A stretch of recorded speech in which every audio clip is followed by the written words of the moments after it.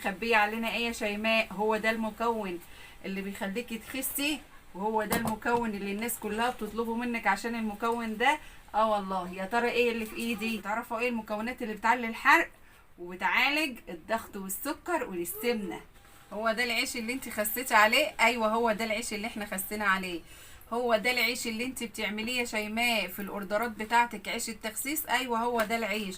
هو ده لونه؟ ايوه هو ده لونه، هو ده شكله. ده عيش الضغط، ده عيش السمنه، ده عيش السكر، ده عيش القولون. اللهم صل على النبي.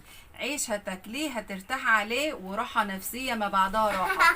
وعايزه اقول لك، لا معدتك تتعبك ولا القولون يتعبك ولا الضغط ولا السكر. لو عندك سمنه ومش عارفه تخسي ونفسك تعملي رجيم، امشي على العيش ده وهتاكلي كل اللي نفسك فيه. واتحداكوا العيش بتاعنا ده يا ولاد، اللهم صل على النبي، فيه كل المكونات اللي تحرق معاكي وتعلي الحرق، وفي نفس الوقت كمان صحي 100%. هتتعالجي من القولون، هتتعالجي من الضغط، هتتعالجي من السكر. تاكلي كل اللي نفسك فيه وبدون حرمان. بتاكلي كل اللي نفسك فيه وبتاكلي جميع المعجنات وبتاكلي كل حاجة وبتخسي. ايوه بخس على العيش ده. اللهم صل على النبي. حاجة كده من الاخر. اللهم صل على النبي. صلوا على رسول يا اولاد، صلوا على رسول الله. وما تنسوش تدعموا الفيديو.